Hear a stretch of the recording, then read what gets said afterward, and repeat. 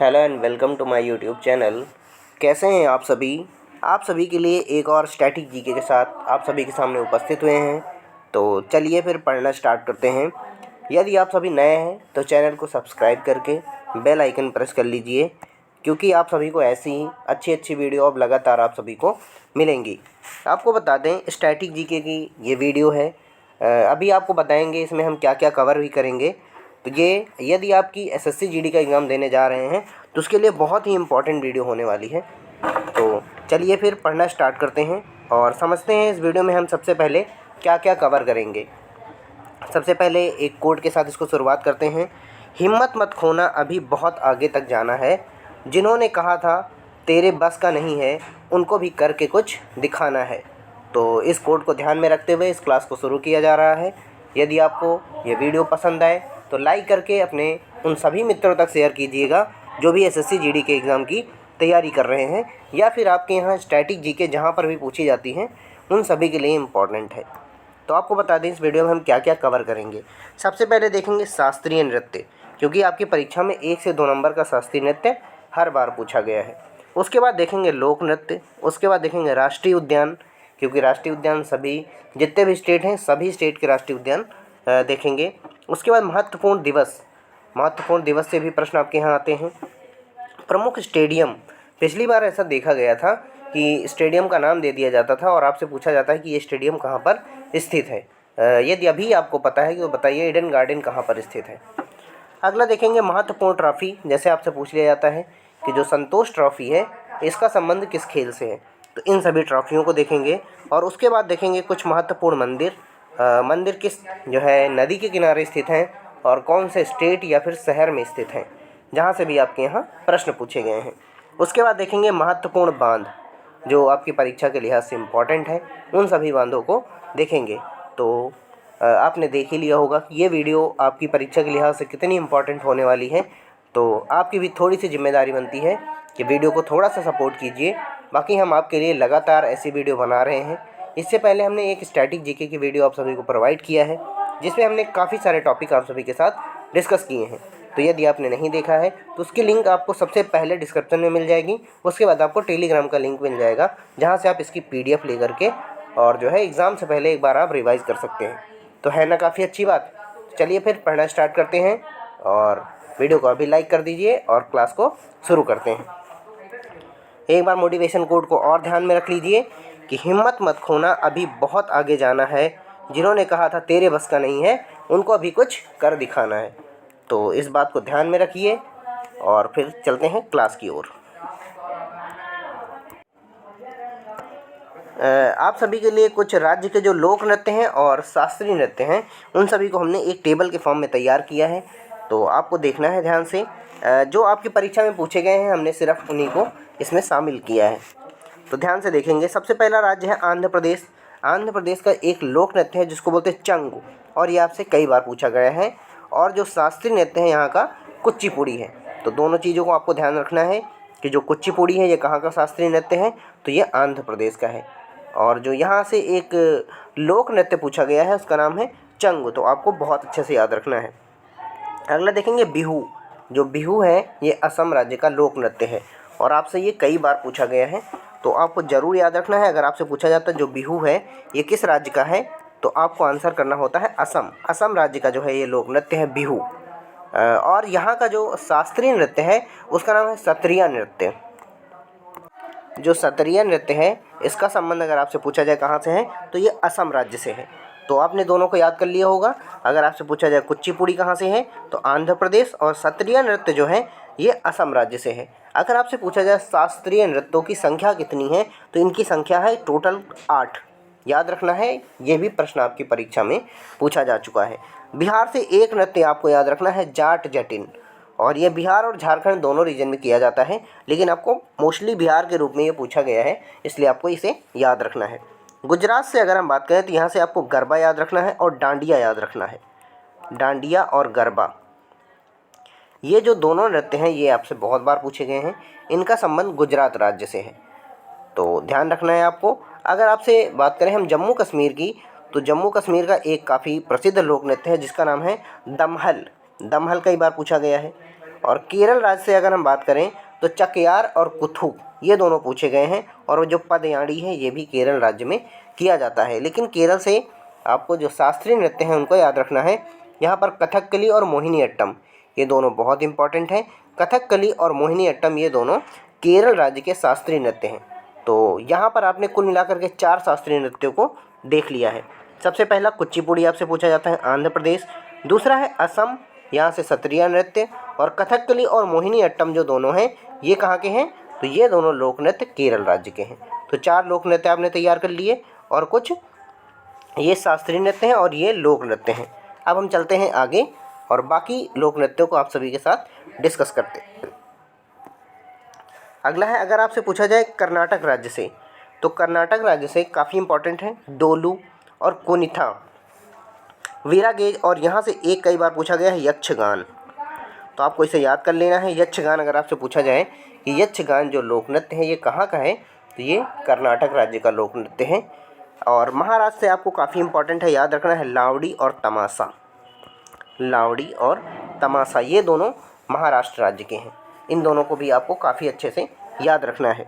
इसके बाद देखेंगे मध्य प्रदेश राज्य, और मध्य प्रदेश में गौर और ग्रीड़ा और माच। माच आपसे कई बार पूछा गया है एसएससी जीडी के एग्ज़ाम में, पिछली बार हर शिफ्ट में यहाँ से एक प्रश्न आया हुआ है, तो इसलिए आपको इसे काफ़ी अच्छे से तैयार करना है। और मणिपुर से आपको एक शास्त्रीय नृत्य याद रखना है जिसे बोलते हैं मणिपुरी, तो ये भी काफ़ी इम्पॉर्टेंट है। अगर हम बात करें उड़ीसा की, तो यहाँ काफ़ी अच्छे से याद रखना है आपको छौ। जो छौ होता है ये उड़ीसा राज्य में किया जाता है। और पाप और घुमरा याद रखना है, घुमरा कहाँ पर किया जाता है, तो ये भी उड़ीसा राज्य में किया जाने वाला एक लोक नृत्य है।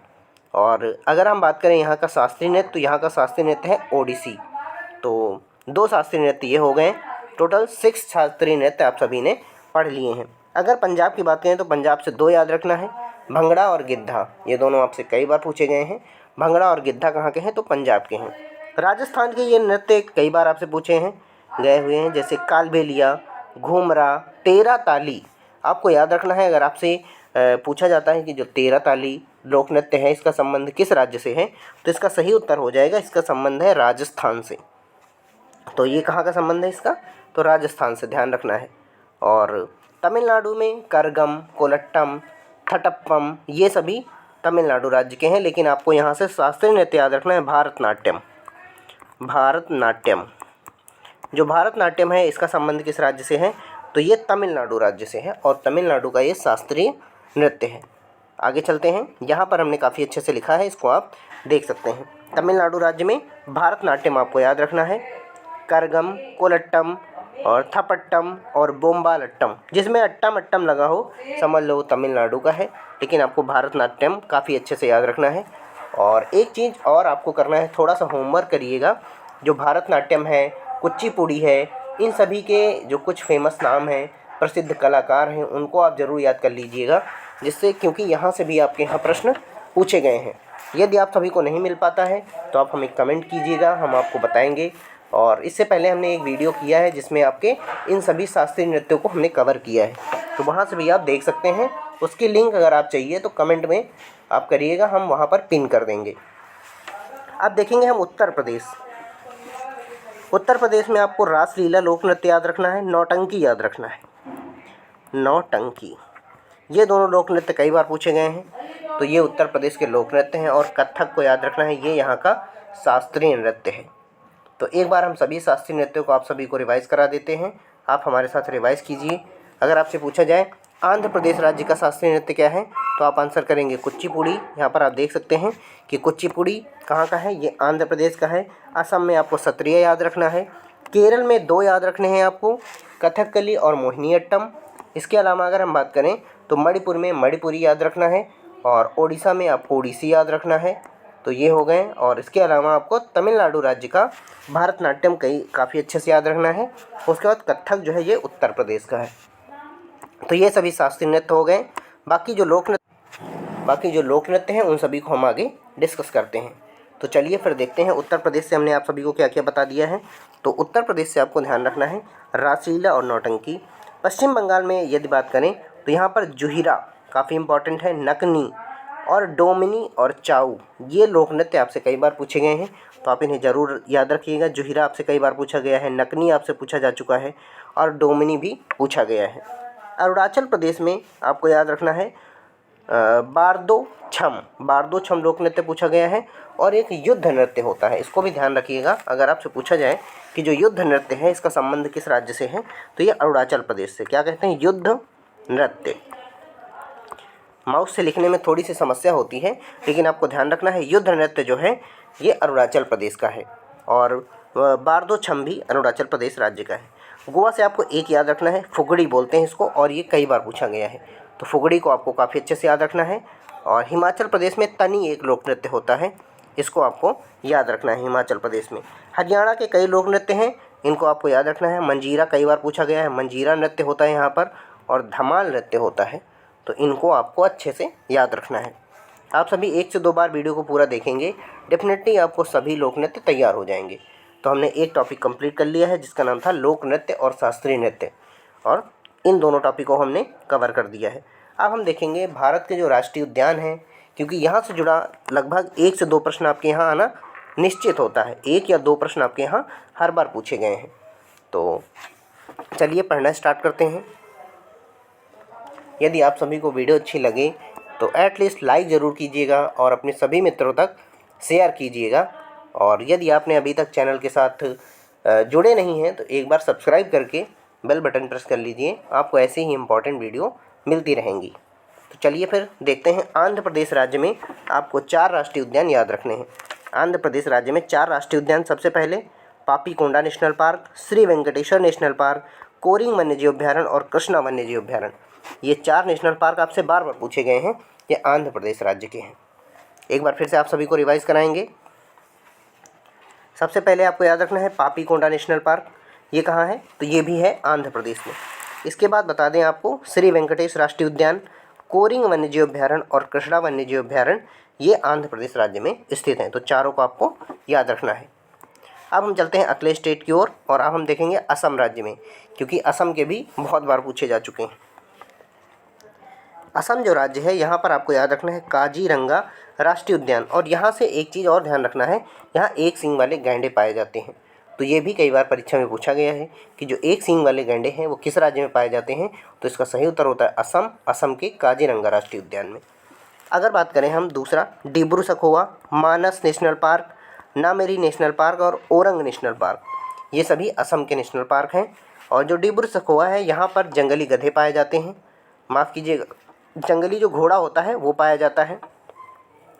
और मानस नेशनल पार्क में सुनहरा लंगूर पाया जाता है। तो इन सभी को आपको ध्यान रखना है। एक बार फिर से देख लिए। असम राज्य में आपको याद रखना है काजीरंगा राष्ट्रीय उद्यान, डिब्रू सखोवा, मानस नेशनल पार्क, नामेरी राष्ट्रीय उद्यान और ओरंग नेशनल पार्क आपको याद रखने हैं। तो आप सभी को याद हो चुके होंगे, होप करते हैं। और आपसे अगर पूछा जाए काजीरंगा राष्ट्रीय उद्यान में जो है कौन सा जानवर के लिए प्रसिद्ध है, तो आपको आंसर करना है एक सींग वाला गैंडा, और मानस नेशनल पार्क में सुनहरा लंगूर पाया जाता है, इसको भी आपको ज़रूर याद रखना है। और ओरंग नेशनल पार्क काफ़ी चर्चा में था, इसलिए आपको इसे वेरी इंपॉर्टेंट की कैटेगरी में रखना है, और ये आपकी परीक्षा में डेफिनेटली पूछा जाएगा। अब हम देखेंगे अगला राज्य, और अगला राज्य है बिहार। बिहार में आपको सिर्फ 2 याद रखने हैं। पहला है वाल्मीकि नेशनल पार्क, जिसे कहते हैं वाल्मीकि राष्ट्रीय उद्यान, और दूसरा है कैमूर वन्यजीव अभ्यारण्य। तो इन दोनों को याद रखना है। आपसे पूछा जाएगा कि जो वाल्मीकि नेशनल पार्क है वो किस राज्य में है, तो आपको आंसर करना है बिहार में। अगर आपसे पूछा जाए कैमूर नेशनल पार्क कहाँ पर है, तो कैमूर नेशनल पार्क जो है ये भी बिहार राज्य में स्थित है। तो होप करते हैं आपने इन दोनों को याद कर लिया होगा। अब हम देखेंगे छत्तीसगढ़। छत्तीसगढ़ में आपको ये नेशनल पार्क इतनी बार आपकी परीक्षा में आ चुका है, गुरु घोसीदास नेशनल पार्क, जिसका नाम था संजय राष्ट्रीय उद्यान, ये आपको ज़रूर याद रखना है। बाकी इंद्रावती भी जो है छत्तीसगढ़ में है, और कंजर घाटी नेशनल पार्क, ये भी जो है छत्तीसगढ़ राज्य में स्थित है। अचनकमार अमरकंटक के नाम से ये था, और ये भी जो है छत्तीसगढ़ में स्थित है। तो आपको याद रखना है यहाँ से सबसे पहले आपको याद रखना है इंद्रावती, दूसरा है कंजर घाटी और गुरु घासीदास नेशनल पार्क। यदि आप इन तीनों को याद रख लेते हैं तो डेफिनेटली अगर आपसे छत्तीसगढ़ राज्य से कोई भी नेशनल पार्क पूछा जाता है तो उसे आप करने में सफल होंगे। तो आगे चलते हैं। अगर आपसे पूछा जाए गोवा राज्य में कौन कौन से राष्ट्रीय उद्यान हैं, तो अगर हम बात करें गोवा राज्य की, तो यहाँ पर मोलेम नेशनल पार्क है। कई बार पूछा गया है मोलेम नेशनल पार्क कहाँ पर स्थित है, तो ये गोवा राज्य में स्थित है। अगर आपसे पूछा जाए सलीम अली पक्षी अभ्यारण्य कहाँ पर है, तो सलीम अली पक्षी अभ्यारण्य गोवा में स्थित है। इसे आपको काफ़ी अच्छे से याद रखना है और ये आपकी परीक्षा में पूछा जा चुका है। तो इन दोनों को याद रखना है गोवा राज्य से। गोवा राज्य में कौन कौन से हैं, तो सबसे पहला है मोलेम नेशनल पार्क, दूसरा है सलीम अली पक्षी अभ्यारण्य। अब हम देखेंगे गुजरात राज्य से। गुजरात में आपको याद रखना है गिरिवन। गिरिवन किसके लिए प्रसिद्ध है, एशियाई शेरों के लिए प्रसिद्ध हैं। गिरी नेशनल पार्क भी है, तो इसे आपको याद रखना है। और दूसरा है काला हिरन नेशनल पार्क, यहाँ पर काला हिरन पाया जाता है। समुद्री राष्ट्रीय उद्यान जो कच्छ की खाड़ी में है, यहाँ पर जंगली गधे पाए जाते हैं। ध्यान रखना है जंगली गधे, तो इसके लिए भी ये प्रसिद्ध है। और वासदा नेशनल पार्क अगर आपसे पूछा जाए कि ये कहाँ पर है, तो ये भी जो है गुजरात राज्य में स्थित है। तो आपको इन पांचों को याद रखना है। सबसे पहला गिरी नेशनल पार्क कहाँ पर है, गुजरात में। काला हिरन नेशनल पार्क गुजरात में। और समुद्री राष्ट्रीय उद्यान या फिर ये कच्छ की खाड़ी राष्ट्रीय उद्यान के नाम से भी पूछा गया है, तो आपको इसे याद रखना है। और वासदा नेशनल पार्क कहाँ पर है, तो ये गुजरात में है। एक बार पुनः आप सभी रिवाइज करेंगे। मोलेम नेशनल पार्क गोवा में है, सलीम अली दोनों गोवा में है, ठीक। उसके बाद हम बात करें गुजरात की, तो गुजरात में गिरी नेशनल पार्क है, काला हिरन नेशनल पार्क है, समुद्री राष्ट्रीय उद्यान है और वासदा नेशनल पार्क गुजरात राज्य में स्थित है। आगे चलते हैं। यदि आप सभी को कोई क्वेरी है तो आप हमें कमेंट करके बता सकते हैं, और यदि आपको वीडियो अच्छी लगे तो लाइक कीजिएगा। अब देखेंगे हरियाणा राज्य के नेशनल पार्क। अगर हम बात करें हरियाणा की, तो यहाँ से आपको दो नेशनल पार्क काफ़ी अच्छे से याद रखना है। पहला है कालेसर नेशनल पार्क और दूसरा है सुल्तानपुर राष्ट्रीय उद्यान। उत्तर प्रदेश के बच्चे काफ़ी बार गलती कर देते हैं कि सुल्तानपुर डिस्ट्रिक्ट उत्तर प्रदेश में है तो शायद यहाँ हो, लेकिन इसका सही उत्तर होता है हरियाणा। तो याद रखना है आपको, जो सुल्तानपुर राष्ट्रीय उद्यान है ये हरियाणा में है और कालेसर भी हरियाणा में है। तो दो राष्ट्रीय उद्यान आपको हरियाणा से याद रखने हैं। अब देखते हैं हिमाचल प्रदेश। हिमाचल प्रदेश के जो राष्ट्रीय उद्यान हैं ये आपसे बहुत बार पूछे गए हैं, तो आपको इन्हें काफ़ी अच्छे से याद रखना है। और इसमें तो एक जो है यूनेस्को विश्व धरोहर स्थल में भी शामिल है। तो सबसे पहले एक बार देखते हैं कौन कौन से हैं हिमाचल प्रदेश में।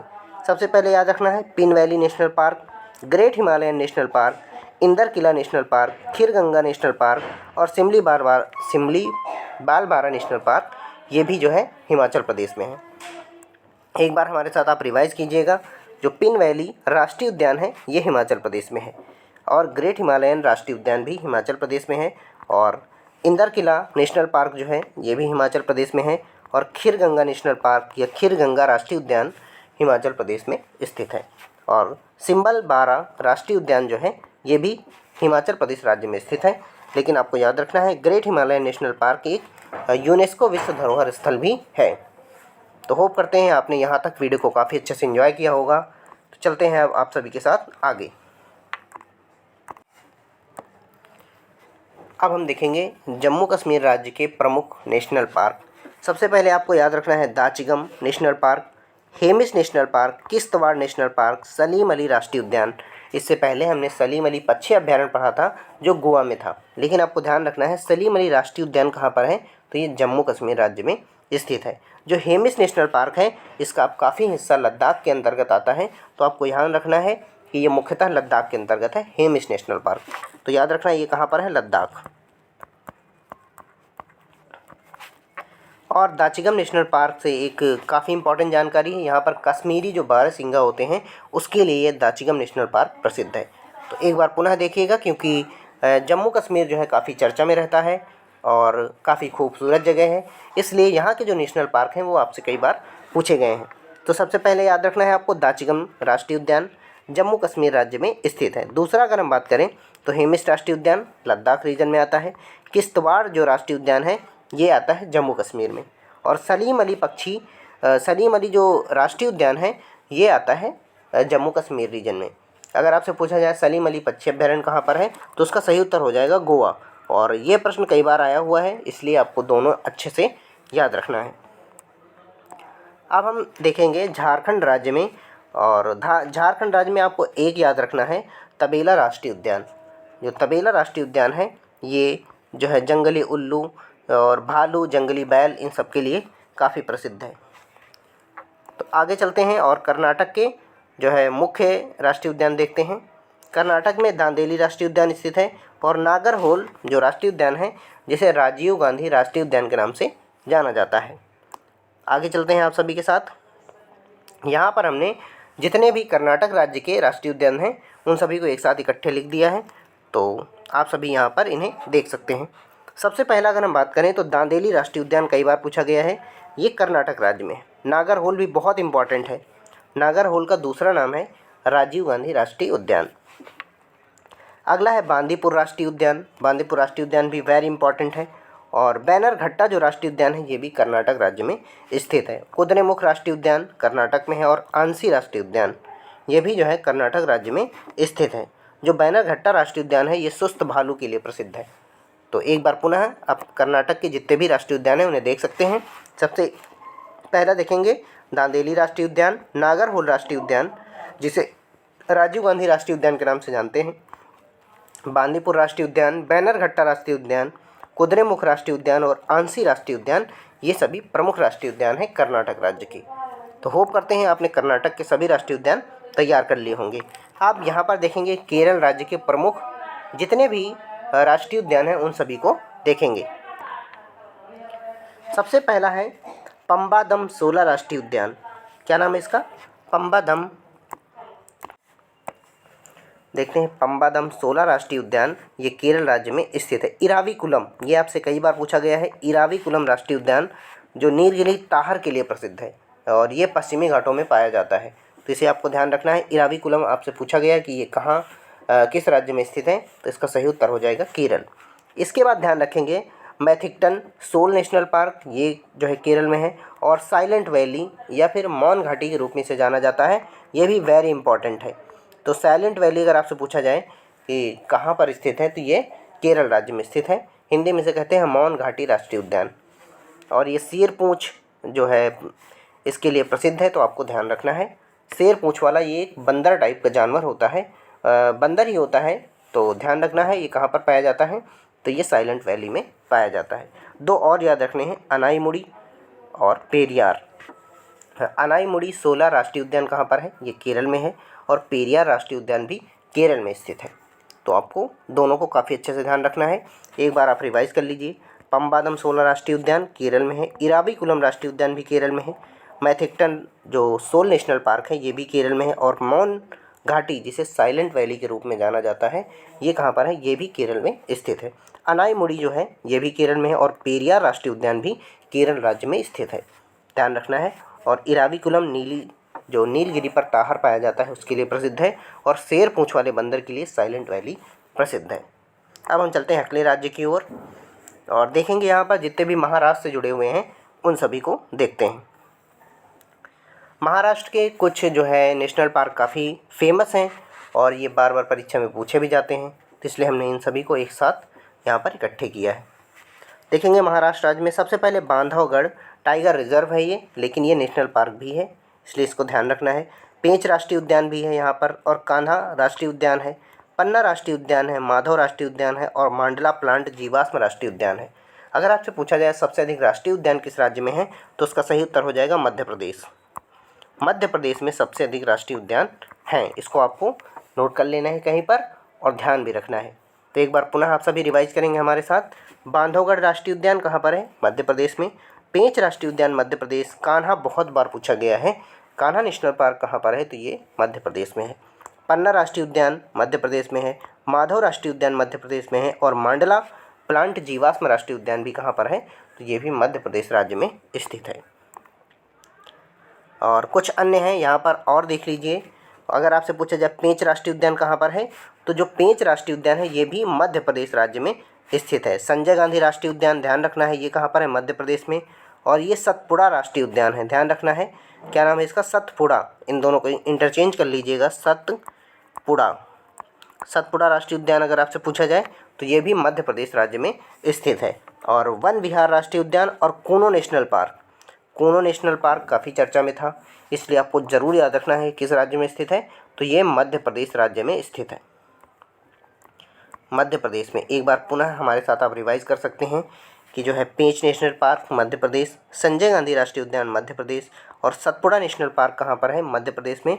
और वन विहार राष्ट्रीय उद्यान भी मध्य प्रदेश में है, लेकिन कूनो नेशनल पार्क भी मध्य प्रदेश में है और ये बहुत इंपॉर्टेंट है, तो बेहद इंपॉर्टेंट है, आपको ज़रूर याद रखना चाहिए। अब हम चलते हैं अगले स्टेट की ओर और अगला स्टेट आप सभी का है महाराष्ट्र। महाराष्ट्र के जितने भी इम्पोर्टेंट जो है नेशनल पार्क हैं उन सभी को देखते हैं। सबसे पहले याद रखना है संजय गांधी राष्ट्रीय उद्यान, ये कहाँ पर स्थित है, तो ये महाराष्ट्र में स्थित है। और चंदौली राष्ट्रीय उद्यान भी महाराष्ट्र में है और नवेगांव राष्ट्रीय उद्यान महाराष्ट्र में है। तड़ोबा आपसे कई बार पूछा गया है, तड़ोबा राष्ट्रीय उद्यान महाराष्ट्र में है और गूगामल राष्ट्रीय उद्यान भी महाराष्ट्र में है। तो आपको याद रखना है संजय गांधी जो नेशनल पार्क है ये एक नहीं पूछा जाएगा, क्योंकि इसी नाम से 2 नेशनल पार्क हैं, लेकिन हाल ही में अभी इनका नाम भी चेंज किया गया है। तो आपको ध्यान रखना है चंदौली राष्ट्रीय उद्यान कहाँ पर है, महाराष्ट्र में। नवेगांव राष्ट्रीय उद्यान महाराष्ट्र में है। तड़ोबा राष्ट्रीय उद्यान जो महाराष्ट्र में है और गूगामल जो है ये भी महाराष्ट्र राज्य में स्थित है। अगर हम बात करें मणिपुर की, तो यहाँ से आपको 2 राष्ट्रीय उद्यान याद रखना है। पहला सिरोही राष्ट्रीय उद्यान और दूसरा केबुल लामजाओ राष्ट्रीय उद्यान। ये एक तैरता हुआ राष्ट्रीय उद्यान है, आपको ये बात भी ध्यान रखनी है।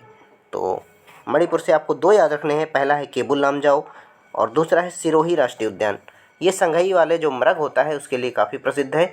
तो दुनिया में केवल एक ऐसा है जो पानी के ऊपर तैरता हुआ राष्ट्रीय उद्यान है, उसका नाम है केबुल लामजाओ, इसलिए ये काफ़ी न्यूज़ में भी रहता है। इसलिए याद रखना है मणिपुर राज्य का ये बहुत ही प्रसिद्ध और ये एक प्रकार का टूरिस्ट डेस्टिनेशन भी है।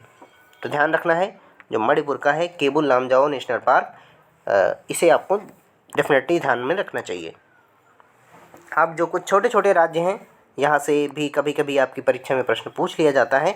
तो जैसे मेघालय राज्य में बालफाक्रम राष्ट्रीय उद्यान है और नोकरेक है। नोकरेक कई बार पूछा गया है, तो नोकरेक आपको याद रखना है, ये मेघालय राज्य में है और ये किस लिए प्रसिद्ध है, यहाँ पर लाल पांडा पाया जाता है और यूनेस्को के विश्व जीव मंडल रिजर्व में ये शामिल है। तो ध्यान रखना है। अगर हम बात करें मिजोरम की, तो मिजोरम से आपको 3 याद रखने हैं, मुरलेन नेशनल पार्क और फांगपई ब्लू नेशनल पार्क और दंपा राष्ट्रीय उद्यान। दंपा टाइगर रिजर्व है लेकिन ये राष्ट्रीय उद्यान के रूप में भी है, तो आपको इन्हें याद रखना है। और नागालैंड से आपको एक याद रखना है, ये कभी कभी आपको टांकी नेशनल पार्क के रूप में मिलता है, कहीं पर टांकी लिखा होता है, तो याद रखना है ये ऐसे भी टांकी नेशनल पार्क के रूप में भी आपको मिलेगा, तो आपको याद रखना है इसे। तो इस तरह से तीनों राज्यों को आप एक बार पुनः देख लीजिए। सबसे पहले मेघालय में बालफाक्रम और नोकरेक को याद रखना है, मिजोरम राज्य में मुरलेन को और फांगपई ब्लू नेशनल पार्क और दंपा राष्ट्रीय उद्यान को याद रखना है, और नागालैंड में टांकी राष्ट्रीय उद्यान होता है, इसको भी याद रखना है। ये मुख्य रूप से आपकी परीक्षा में पूछे गए हैं, तो ध्यान रखना है। अब देखेंगे राजस्थान राज्य में भी काफ़ी नेशनल पार्क हैं और बहुत ही इम्पॉर्टेंट हैं, तो इन्हें देख लेते हैं। सबसे पहले केवलादेव नेशनल पार्क कहाँ पर है, अगर आपसे पूछा जाए तो आपको आंसर करना है कि ये राजस्थान राज्य में स्थित है और यूनेस्को के विश्व धरोहर स्थल में भी शामिल है। तो के जो है केवलादेव नेशनल पार्क कहाँ पर है, राजस्थान में है। सरिस्का राष्ट्रीय उद्यान यहीं पर स्थित है। रणथंभौर राष्ट्रीय उद्यान वेरी इंपॉर्टेंट है, याद रखना है आपको। Mukundra hills, desert national park और माउंट आबू वन्य जीव अभ्यारण्य, ये सभी राजस्थान राज्य में स्थित हैं। होप करते हैं आप सभी को वीडियो अच्छी लग रही होगी, और वीडियो अच्छी लगे तो एटलीस्ट अपने सभी मित्रों तक शेयर ज़रूर कीजिएगा, जिससे हम आप सभी को और इससे बेहतर से बेहतर वीडियो प्रोवाइड कर सकें। और अभी तक यदि आपने चैनल को सब्सक्राइब नहीं किया है तो चैनल को सब्सक्राइब कर लीजिए और साथ में बेल आइकन भी प्रेस कर लीजिए।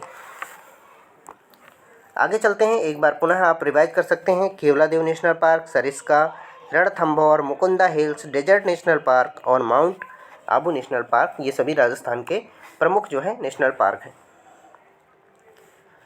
आगे देखते हैं, यहाँ से आपको सभी राज्य हमने रिवाइज करा दिए, नागालैंड, मिजोरम और मेघालय भी, लेकिन उड़ीसा राज्य बाकी बच गया था।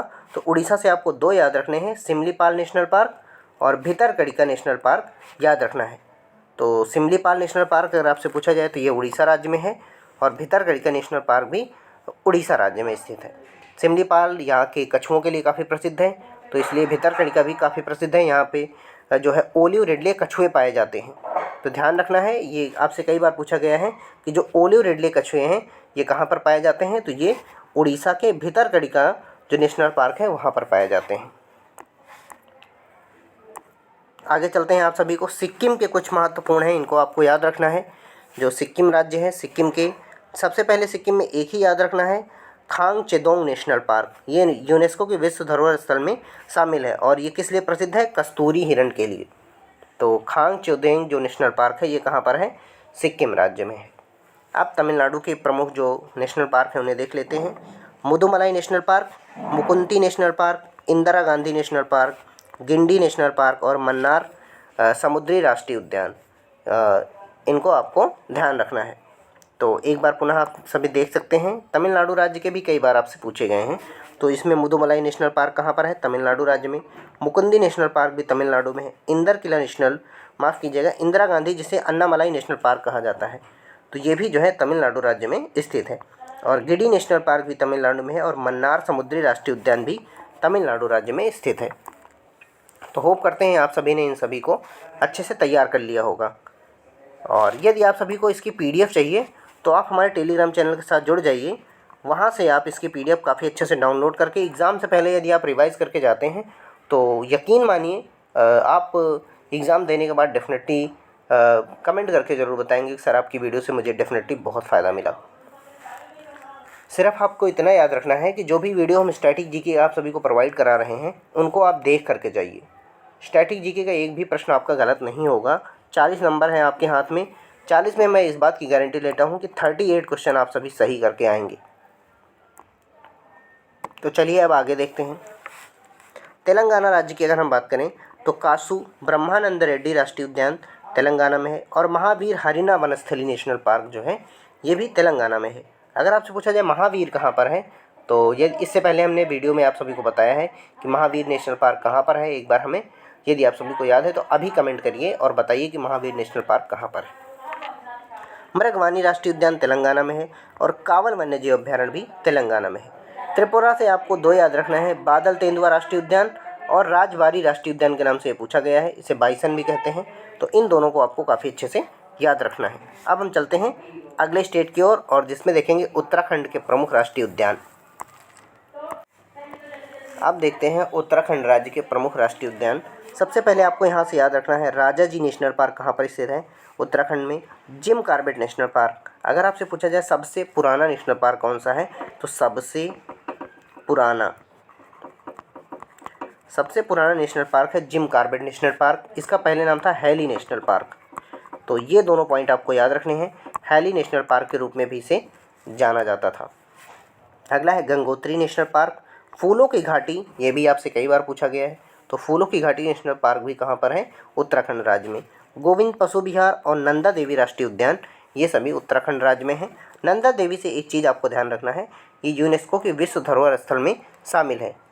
तो ध्यान रखना है आपको, यहाँ पर हिम तेंदुआ पाए जाते हैं। तो एक बार पुनः आप सभी उत्तराखंड के जितने भी नेशनल पार्क हैं उन्हें आप ध्यान से देख लीजिए। सबसे पहले आपको याद रखना है Rajaji National Park, Jim Corbett National Park, Gangotri National Park, फूलों की घाटी राष्ट्रीय उद्यान, गोविंद पशु विहार और नंदा देवी आपको याद रखना है। अब हम चलते हैं अगले जो है उत्तर प्रदेश का याद रखेंगे और पश्चिम बंगाल से भी जो आपकी परीक्षा में पूछे गए हैं उन सभी को डिस्कस करते हैं।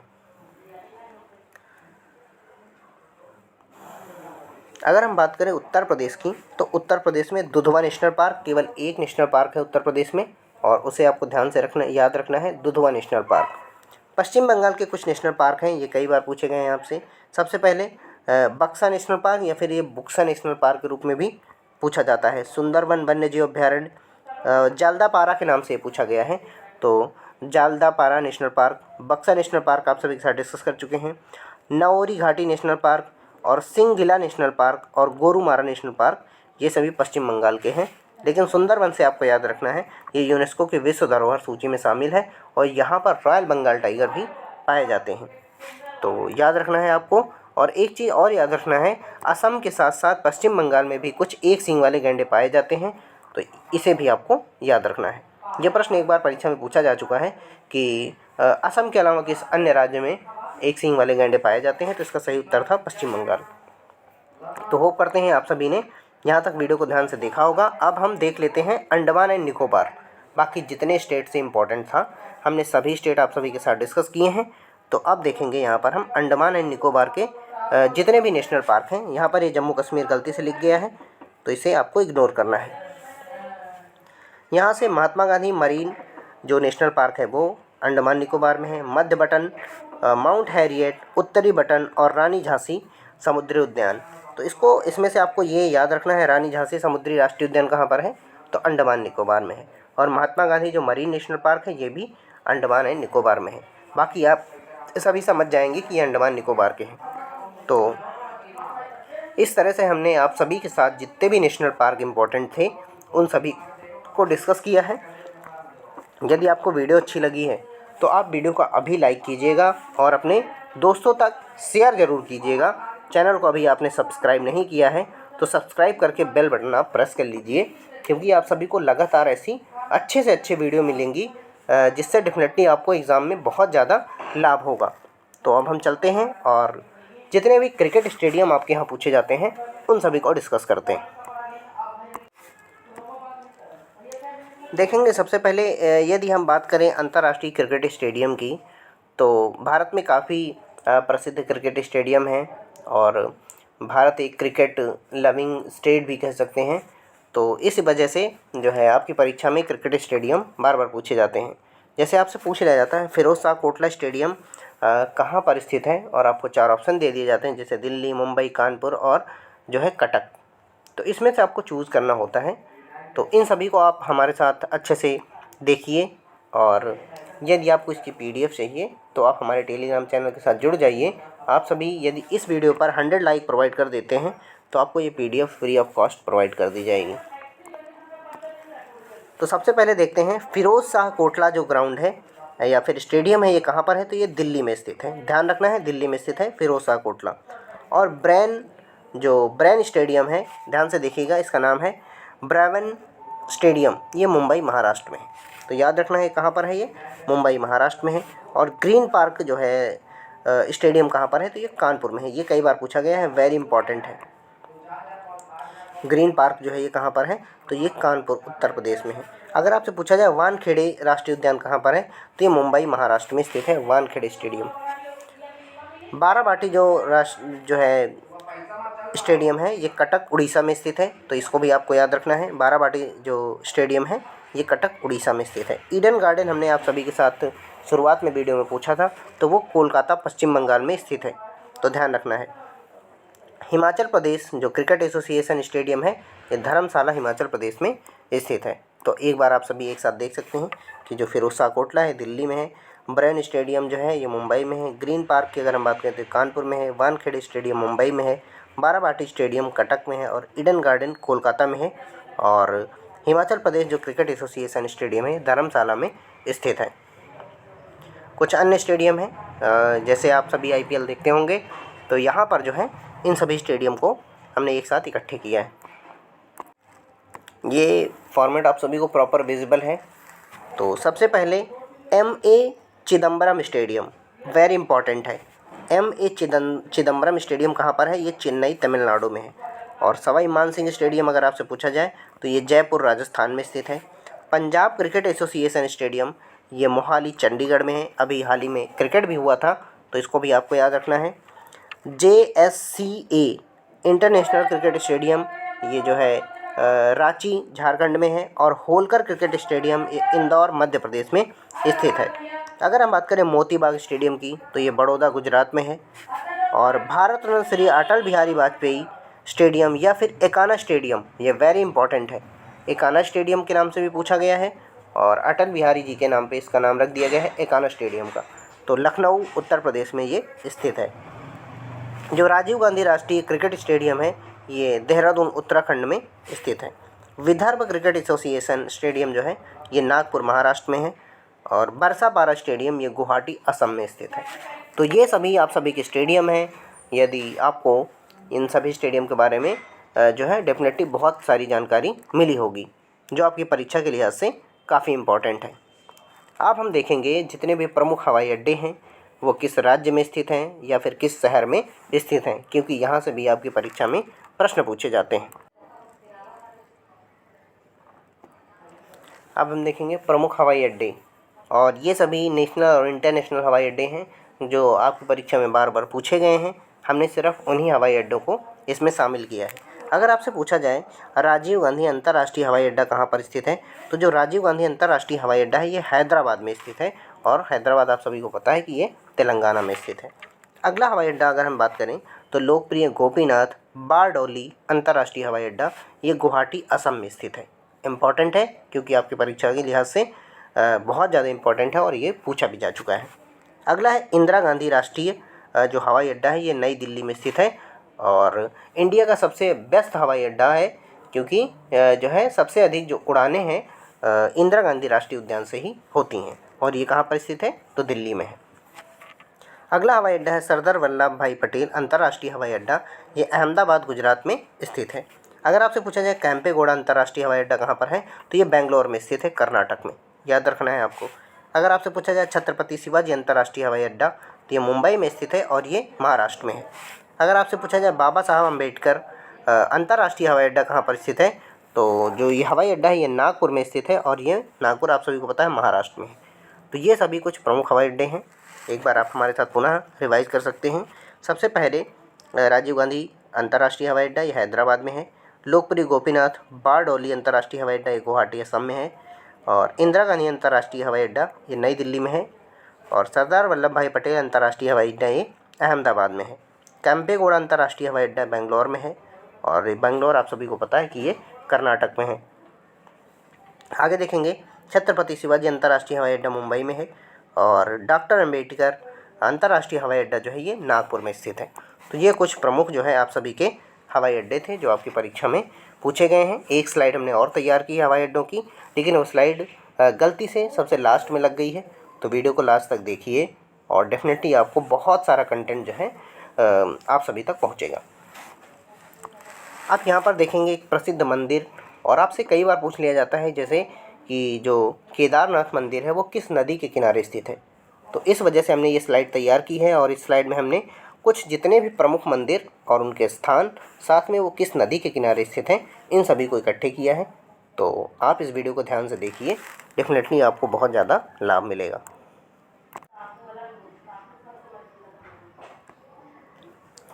तो यहाँ पर हमने प्रसिद्ध जितने भी मंदिर हैं उन सभी को लिखा है और यहाँ पर उनके जो प्रमुख स्थान हैं और उसके बाद जो किस नदी के किनारे स्थित हैं वो मंदिर उन्हें यहाँ पर लिखा गया है। तो सबसे पहले अगर हम बात करें तो सबसे पहले देखेंगे बद्रीनाथ मंदिर, वेरी इंपॉर्टेंट है। बद्रीनाथ मंदिर जो है ये उत्तराखंड में स्थित है, ध्यान रखना है कहाँ पर है, उत्तराखंड में। लेकिन ये इंपॉर्टेंट है कि वो किस नदी के किनारे स्थित है, तो ये अलकनंदा नदी के किनारे पर स्थित है। अगर आपसे कई बार पूछा गया है कि जो बद्रीनाथ मंदिर है वो किस नदी के किनारे स्थित है, तो इसका सही उत्तर होता है अलकनंदा नदी के किनारे। इसे आप कहीं पर लिख लीजिए और ये आपकी परीक्षा में ज़रूर आएगा। दूसरा है केदारनाथ मंदिर, और ये आप सभी को पता है केदारनाथ मंदिर भी उत्तराखंड में स्थित है, लेकिन ये मंदाकिनी नदी के किनारे है। तो दोनों को याद रखना है। जो बद्रीनाथ मंदिर है ये अलकनंदा नदी के किनारे है, जबकि जो केदारनाथ मंदिर है ये मंदाकिनी नदी के किनारे स्थित है। अगला मंदिर है काशी विश्वनाथ मंदिर, आप सभी इससे परिचित होंगे, बहुत ही चर्चा में रह चुका है। तो ये गंगा नदी के किनारे स्थित है, याद रखना है, ये उत्तर प्रदेश के वाराणसी में स्थित है। अगला हम बात करते हैं स्वर्ण मंदिर, ये आप सभी को पता है अमृतसर पंजाब में स्थित है और ये रावी नदी के तट पर स्थित है। ये भी आपसे कई बार पूछा गया है। अगर हम बात करें अमरनाथ मंदिर की, तो अमरनाथ मंदिर जो है ये पहलगाम जम्मू कश्मीर राज्य में स्थित है और ये अमरावती नदी के तट पर स्थित है। तो याद रखना है इन सभी को। एक बार पुनः देखेंगे, बद्रीनाथ मंदिर अलकनंदा नदी के किनारे है, केदारनाथ मंदिर जो है मंदाकिनी नदी के किनारे है और काशी विश्वनाथ मंदिर गंगा नदी के किनारे है और स्वर्ण मंदिर जो है ये रावी नदी के तट पर स्थित है। तो आपको इन्हें काफ़ी अच्छे से याद रखना है। और बद्रीनाथ मंदिर जो है ये उत्तराखंड में स्थित है, केदारनाथ भी उत्तराखंड में है, लेकिन काशी विश्वनाथ मंदिर वाराणसी में स्थित है और जो है स्वर्ण मंदिर जो है ये अमृतसर पंजाब में स्थित है। अमरनाथ मंदिर की अगर हम बात करें तो अमरनाथ मंदिर जम्मू कश्मीर में स्थित है। आगे चलते हैं। अगर आपसे पूछा जाए जो वैष्णो देवी मंदिर है ये कहाँ पर है, तो ये जम्मू कश्मीर में है और ये देविका नदी के तट पर है। आप सभी को बहुत ही कम मिलेगा ये पढ़ने को, लेकिन आपको ध्यान रखना है कि जो वैष्णो देवी मंदिर है वो देविका नदी के तट पर स्थित है। अक्षरधाम मंदिर काफ़ी चर्चा में रहता है, ये नई दिल्ली में है और ये यमुना नदी के तट पर स्थित है। जो कोणार्क सूर्य मंदिर है आप सभी को पता है ये कोणार्क उड़ीसा में है और ये जो है चंद्रभागा नदी के तट पर स्थित है। एक बार पुनः आप देख लीजिए, जो स्वर्ण मंदिर है ये पंजाब में है और रावी नदी के तट पर है। अमरनाथ मंदिर याद रखना है आपको। वैष्णो देवी मंदिर की बात करें तो जम्मू कश्मीर में है और देविका नदी के तट पर है। अक्षरधाम मंदिर जो है नई दिल्ली में है और यमुना नदी के तट पर है। और जो कोणार्क का सूर्य मंदिर है ये चंद्रभागा नदी के तट पर स्थित है। अगला मंदिर है, अगर आपसे पूछा जाए बृहदेश्वर मंदिर, तो ये आप सभी को पता है तंजावुर और तमिलनाडु राज्य में स्थित है। ये कोलीराम नदी के तट पर स्थित है। ये मुख्य नदी नहीं है, ये सहायक नदी है, लेकिन ये आपसे परीक्षा में आई हुई है, इसलिए आपको याद रखना है कि जो बृहदेश्वर मंदिर है तंजावुर तमिलनाडु में है। आपसे पूछा गया लिंगराज मंदिर, आप सभी को पता है लिंगराज मंदिर भुवनेश्वर उड़ीसा में है और ये किसी नदी के तट पर नहीं है, इसलिए आपको याद रखना है यहाँ पर एक जलाशय बनाया गया है, तो ध्यान रखना है लिंगराज मंदिर जो है ये भुवनेश्वर उड़ीसा में है।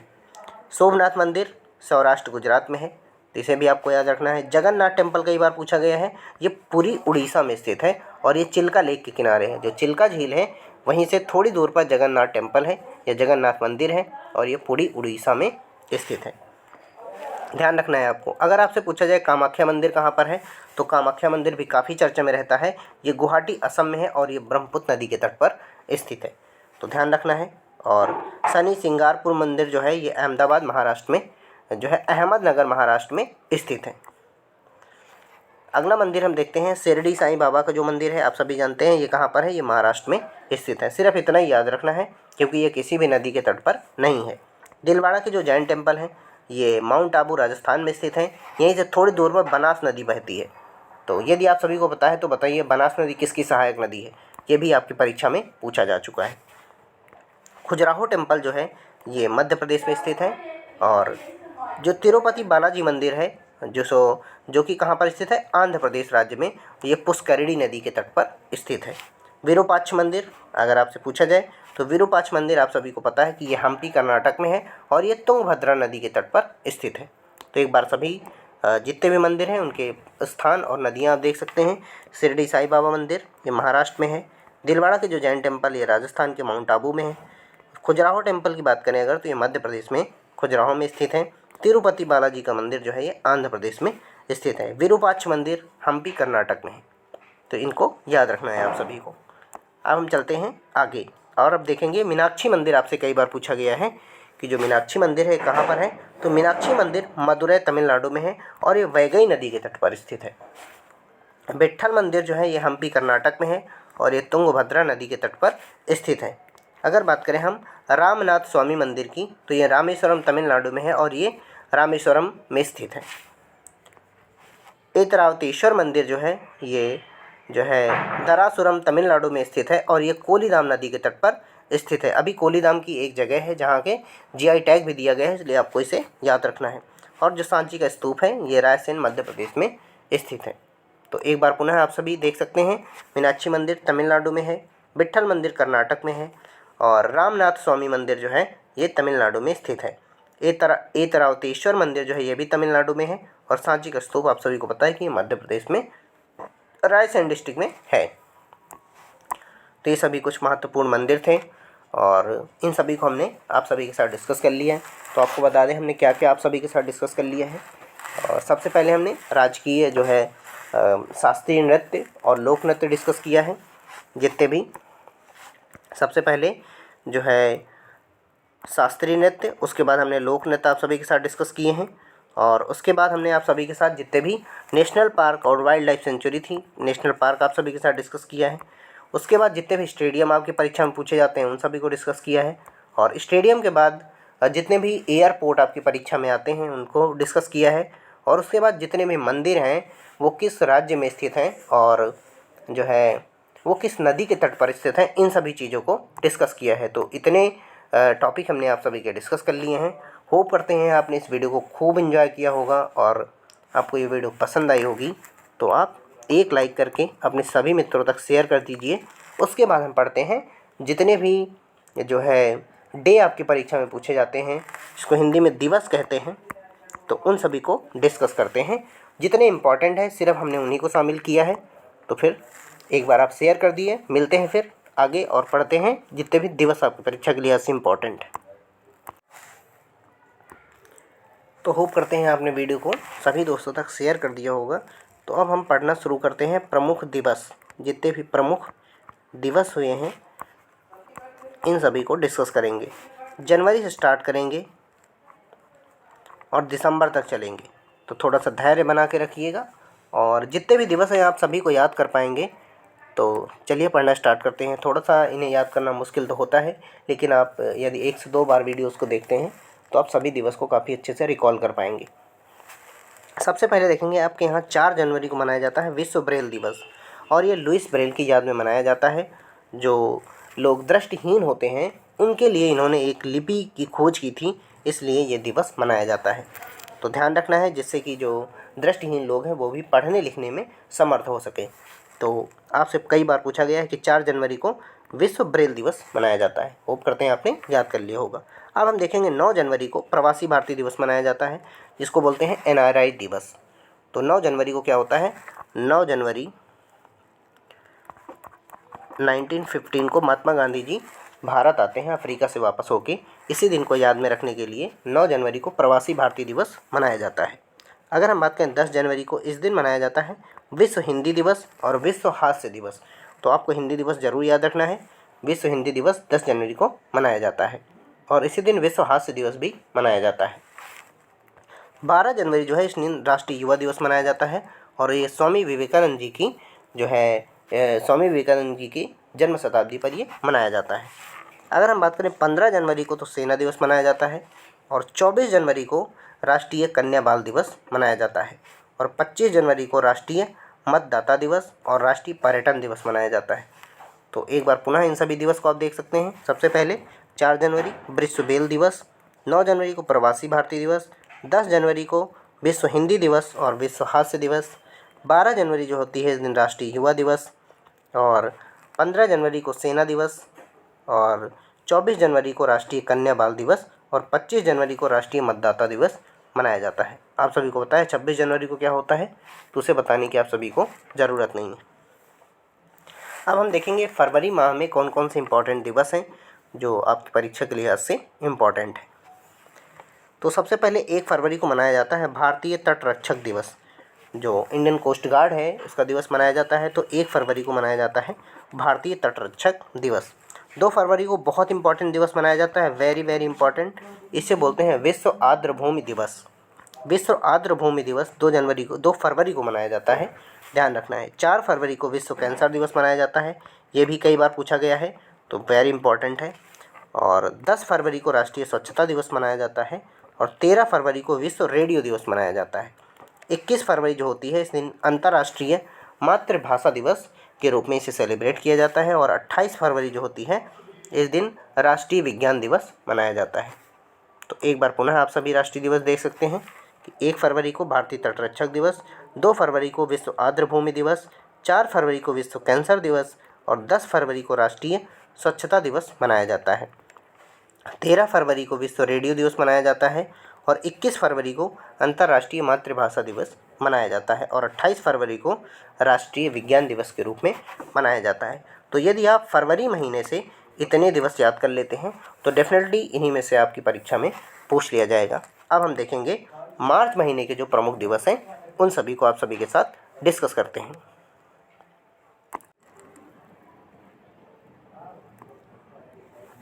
अब हम देखेंगे 1 मार्च को मनाया जाता है शून्य पक्षपात दिवस, यानी कि न्यूट्रलिटी डे। शून्य पक्षपात दिवस के रूप में 1 मार्च को मनाया जाता है। जो 3 मार्च है बहुत इम्पॉर्टेंट है, वेरी इंपॉर्टेंट आप कह सकते हैं। इस दिन मनाया जाता है विश्व वन्य जीव दिवस। तो आपसे कई बार पूछा गया है कि विश्व वन्य जीव दिवस जो है कब मनाया जाता है, तो 3 मार्च को मनाया जाता है। 8 मार्च को, ये भी वेरी इंपॉर्टेंट है, अंतर्राष्ट्रीय महिला दिवस के रूप में मनाया जाता है। 14 मार्च आपको याद रखना है, इस दिन पाई दिवस मनाया जाता है। तो ये एक बार आपकी परीक्षा में आया हुआ है, इसलिए हमने इसे शामिल किया है। 15 मार्च को विश्व उपभोक्ता दिवस मनाया जाता है, ये भी वेरी इंपॉर्टेंट है। और 20 मार्च को अंतर्राष्ट्रीय प्रसन्नता दिवस, साथ में विश्व गौरैया दिवस भी मनाया जाता है। तो ये सभी मार्च महीने के इम्पॉर्टेंट दिवस हैं। तो इन्हें आप एक बार पुनः हमारे साथ रिवाइज़ कीजिए, क्योंकि ये आपकी परीक्षा में पूछे जाते हैं। 1 मार्च को शून्य पक्षपात दिवस, 3 मार्च को विश्व वन्य जीव दिवस, 8 मार्च को महिला दिवस मनाया जाता है, वो भी अंतर्राष्ट्रीय महिला दिवस, और 14 मार्च जो है इस दिन पाई दिवस मनाया जाता है, और 15 मार्च को विश्व उपभोक्ता दिवस के रूप में मनाया जाता है।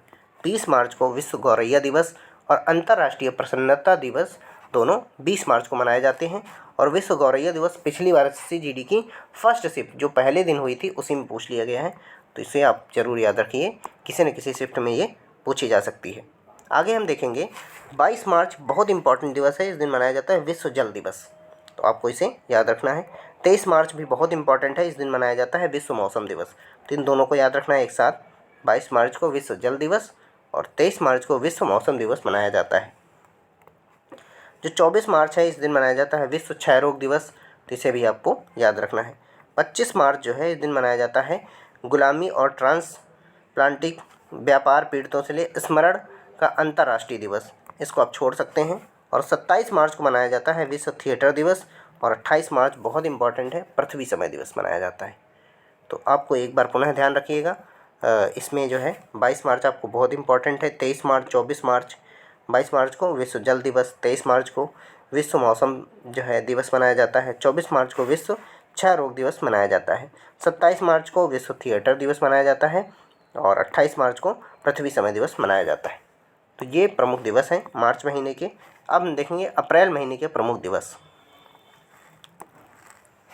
अप्रैल महीने में 2 अप्रैल को मनाया जाता है अंतर्राष्ट्रीय बाल पुस्तक दिवस, तो ध्यान रखना है इसे। और 5 अप्रैल को राष्ट्रीय समुद्री दिवस मनाया जाता है। 6 अप्रैल को विकास और शांति के लिए अंतर्राष्ट्रीय खेल दिवस मनाया जाता है, ध्यान रखिएगा ये राष्ट्रीय नहीं है, अंतर्राष्ट्रीय खेल दिवस है, यहाँ पर ध्यान रखना है। 7 अप्रैल को मनाया जाता है विश्व स्वास्थ्य दिवस, वेरी इंपॉर्टेंट है। 18 अप्रैल को विश्व धरोहर स्थल मनाया जाता है, ये भी बहुत इंपॉर्टेंट है। और 21 अप्रैल को राष्ट्रीय नागरिक सेवा दिवस मनाया जाता है और 22 अप्रैल को विश्व पृथ्वी दिवस के रूप में मनाया जाता है, तो आपको इसे ध्यान रखना है। एक बार फिर से आप हमारे साथ रिवाइज करिए। 2 अप्रैल को विश्व जो है अंतर्राष्ट्रीय बाल पुस्तक दिवस मनाया जाता है, 5 अप्रैल को अंतर्राष्ट्रीय समुद्री दिवस, 6 अप्रैल को अंतर्राष्ट्रीय खेल दिवस और 7 अप्रैल को विश्व स्वास्थ्य दिवस के रूप में मनाया जाता है। 18 अप्रैल को विश्व धरोहर स्थल और 21 अप्रैल को राष्ट्रीय नागरिक सेवा दिवस के रूप में मनाया जाता है और 22 अप्रैल सबसे इम्पॉर्टेंट है विश्व पृथ्वी दिवस के रूप में मनाया जाता है। और अगर हम बात करें 25 अप्रैल की, तो इस दिन मनाया जाता है विश्व मलेरिया दिवस, ये भी इम्पॉर्टेंट है, याद रखना है। तो विश्व मलेरिया दिवस मनाया जाता है 25 अप्रैल को। और 26 अप्रैल है, इस दिन विश्व बौद्धिक संपदा दिवस के रूप में मनाया जाता है। एक इंडेक्स भी जारी किया जाता है इसी दिन और उसे बोलते हैं IP index, intellectual property right, ध्यान रखना है। और 29 अप्रैल को विश्व युद्ध विकास रासायनिक युद्ध से पीड़ित उनके लिए स्मारक दिवस मनाया जाता है, इसे आपको नहीं याद रखना है। और 30 अप्रैल को अंतर्राष्ट्रीय जो है जज दिवस या फिर बाल मजदूरी विरोध दिवस मनाया जाता है। तो 30 अप्रैल को याद रखना है बाल मजदूरी विरोध दिवस मनाया जाता है। 25 अप्रैल को याद रखना है विश्व मलेरिया दिवस। 26 अप्रैल को बौद्धिक संपदा दिवस के रूप में मनाया जाता है। अब हम देखेंगे मई माह में कौन कौन से दिवस मनाए जाते हैं। मई में भी काफ़ी इंपॉर्टेंट दिवस मनाए जाते हैं, तो यहाँ पर आपको सबसे पहले याद रखना है 1 मई को जो है कौन सा दिवस मनाया जाता है। 1 मई को आपको याद रखना है अंतर्राष्ट्रीय श्रम दिवस मनाया जाता है, बहुत इंपॉर्टेंट है अंतर्राष्ट्रीय श्रम दिवस, और ये बार बार पूछा भी जा चुका है। तो ये कब मनाया जाता है, 1 मई को मनाया जाता है। 3 मई को मनाया जाता है विश्व प्रेस स्वतंत्रता दिवस, तो ध्यान रखना है विश्व प्रेस स्वतंत्रता दिवस कब मनाया जाता है, 3 मई को मनाया जाता है, तो इसे याद रखना है। और अंतर्राष्ट्रीय ऊर्जा दिवस भी इसी दिन मनाया जाता है। 8 मई को रेड क्रॉस डे मनाया जाता है, वेरी इंपॉर्टेंट क्वेश्चन है ये, वेरी इंपॉर्टेंट क्वेश्चन है। तो अगर आपसे पूछा जाए रेड क्रॉस डे कब मनाया जाता है, तो 8 मई को मनाया जाता है। और 8 मई को ही विश्व थैलेसीमिया दिवस मनाया जाता है, लेकिन आपको रेड क्रॉस डे काफ़ी अच्छे से याद रखना है। अंतर्राष्ट्रीय श्रम दिवस 1 मई और विश्व प्रेस स्वतंत्रता दिवस 3 मई और 8 मई को रेड क्रॉस डे के रूप में मनाया जाता है। आगे देखेंगे 12 मई आपको इम्पॉर्टेंट है, याद रख लेना है क्योंकि ये पिछली बार पूछा गया है। तो अंतर्राष्ट्रीय नर्स डे मनाया जाता है इसी दिन, तो इसे आपको काफ़ी अच्छे से याद रखना है। और 17 मई को विश्व टीकाकरण दिवस के रूप में मनाया जाता है, इसमें कई सारे रोग शामिल किए गए हैं, तो इसे आपको नहीं ध्यान रखना है। 20 मई को विश्व मौसम विज्ञान दिवस मनाया जाता है। विश्व मौसम दिवस अलग होता है और विश्व मौसम विज्ञान दिवस दोनों अलग हैं।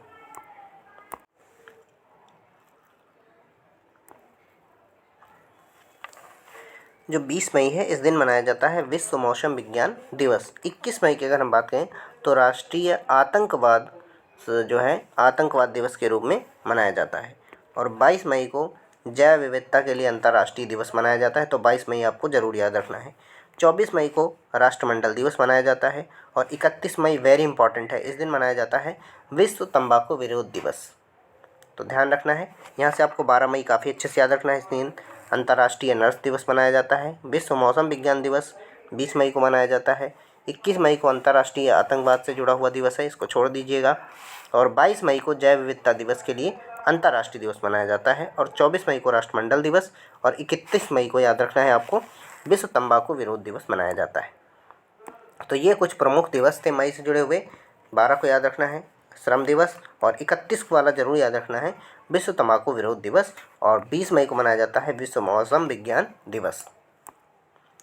अब हम देखेंगे जून महीने में जो इम्पोर्टेंट दिवस आपके यहाँ मनाए जाते हैं। सबसे पहले 1 जून को जो दिवस मनाया जाता है विश्व दुग्ध दिवस के रूप में इसे मनाया जाता है। 1 जून को विश्व दुग्ध दिवस के रूप में मनाया जाता है। 5 जून को बहुत इंपॉर्टेंट है, विश्व पर्यावरण दिवस मनाया जाता है। ये बहुत इंपॉर्टेंट दिवस है और ये बहुत बार आपके यहाँ आया हुआ है। 8 जून को जो है विश्व मस्तिष्क या फिर ट्यूमर दिवस मनाया जाता है, और इसी दिन महासागर दिवस को भी मनाया जाता है। 12 जून को बाल श्रम विरुद्ध दिवस मनाया जाता है। 14 जून याद रखना है विश्व रक्तदाता दिवस के रूप में मनाया जाता है। 14 जून जो होता है विश्व रक्तदाता दिवस के रूप में मनाया जाता है। और 20 जून जो है इस दिन विश्व शरणार्थी दिवस मनाया जाता है।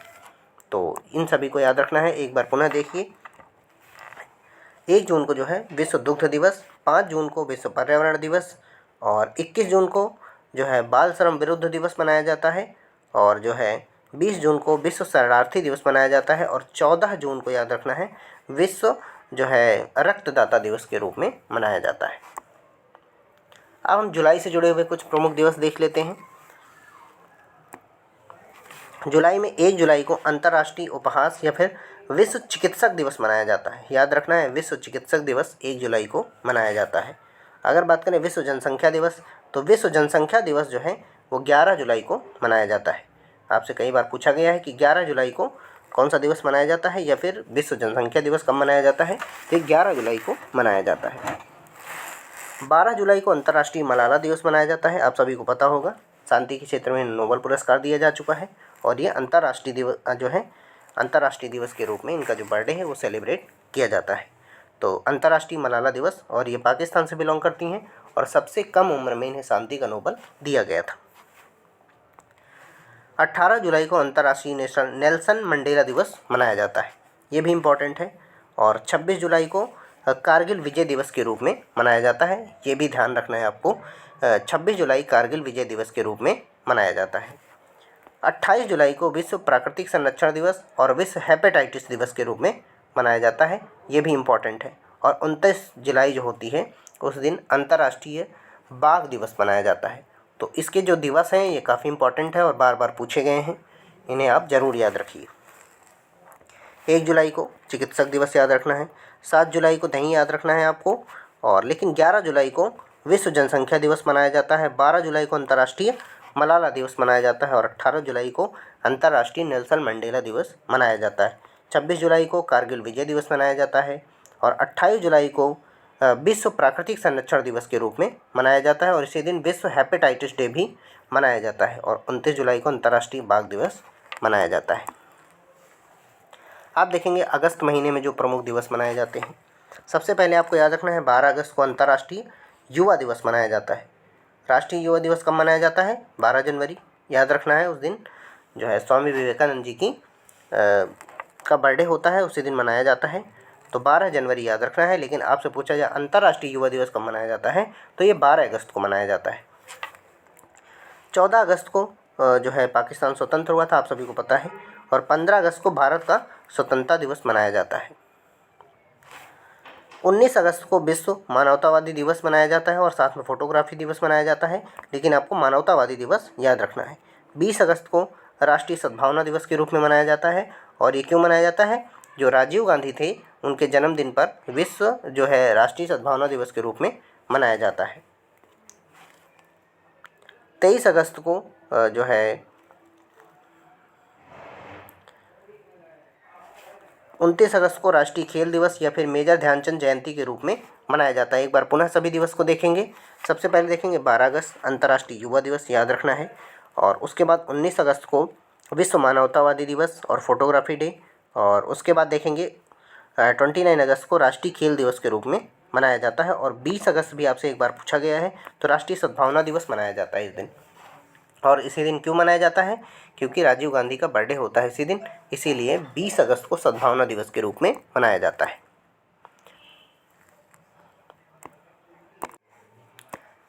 अब हम देख लेते हैं अक्टूबर महीने में जो प्रमुख दिवस मनाए जाते हैं उन सभी को। तो जो 3 अक्टूबर है वहाँ पर विश्व प्राकृतिक दिवस मनाया जाता है, और 4 अक्टूबर को विश्व पशु दिवस के रूप में मनाया जाता है, और 5 अक्टूबर विश्व शिक्षक दिवस मनाया जाता है।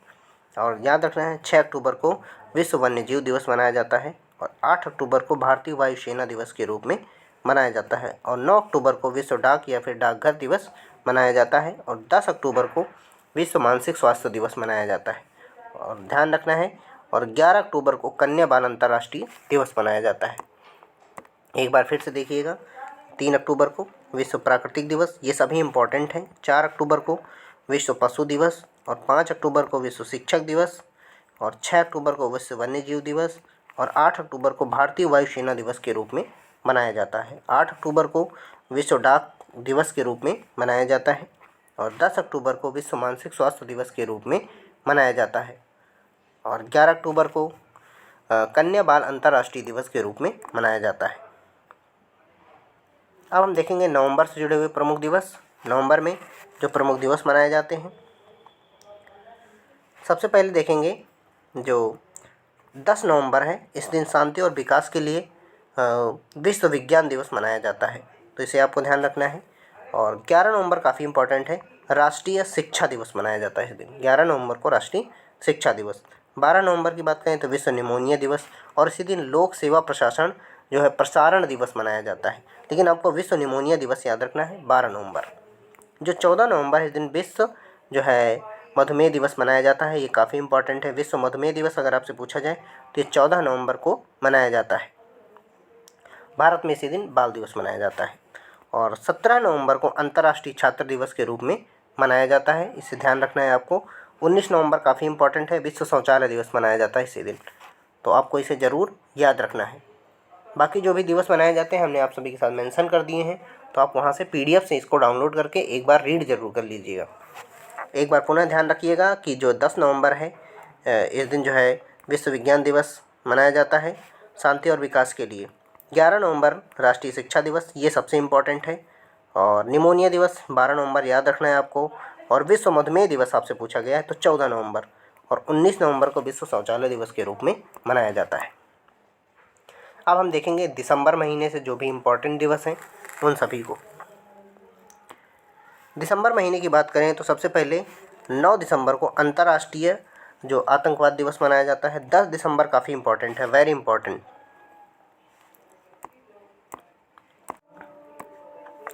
10 दिसंबर को मनाया जाता है विश्व मानव अधिकार दिवस। ध्यान रखना है, बहुत इंपॉर्टेंट प्रश्न है। 10 दिसंबर को विश्व मानव अधिकार दिवस के रूप में मनाया जाता है। 11 दिसंबर को अंतर्राष्ट्रीय माउंटेन दिवस मनाया जाता है। और जो 14 दिसंबर है राष्ट्रीय ऊर्जा संरक्षण दिवस भारत में मनाया जाता है। 26 दिसंबर आपको बहुत अच्छे से याद रखना है, इस दिन मनाया जाता है विजय दिवस। और 18 दिसंबर है, इस दिन मनाया जाता है अंतर्राष्ट्रीय प्रवासियों के लिए जो है राष्ट्रीय अल्पसंख्यक दिवस। और 23 दिसंबर को मनाया जाता है राष्ट्रीय किसान दिवस, ये आप सभी को पता होगा, राष्ट्रीय किसान दिवस 23 दिसंबर। और 25 दिसंबर सुशासन दिवस के रूप में मनाया जाता है।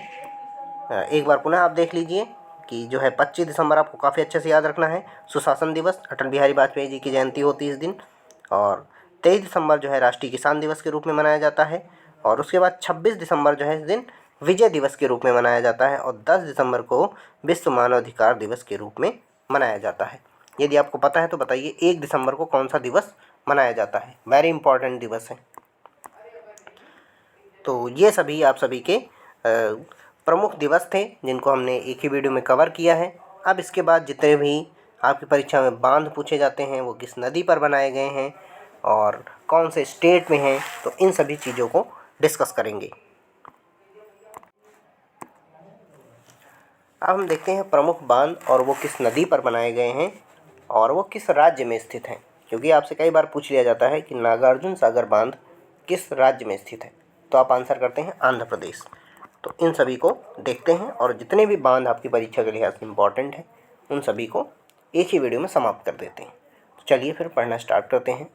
और यदि आपने यहाँ तक वीडियो देख लिया है तो होप करते हैं आपने वीडियो को लाइक भी कर दिया होगा और अपने सभी मित्रों तक एक बार शेयर कर दीजिए। आपको इसके बाद अगली जो स्टैटिक जीके की वीडियो मिलेगी जिसमें हम अन्य काफ़ी टॉपिक आप सभी की कवर कर देंगे। तो इससे पहले जो एक वीडियो और हुई है आप उसे देख लीजिए। दूसरे वीडियो ये है, इन दोनों वीडियो को देख करके जाइए, आपको डेफिनेटली स्टैटिक जीके में डेफिनेटली बहुत लाभ होने वाला है।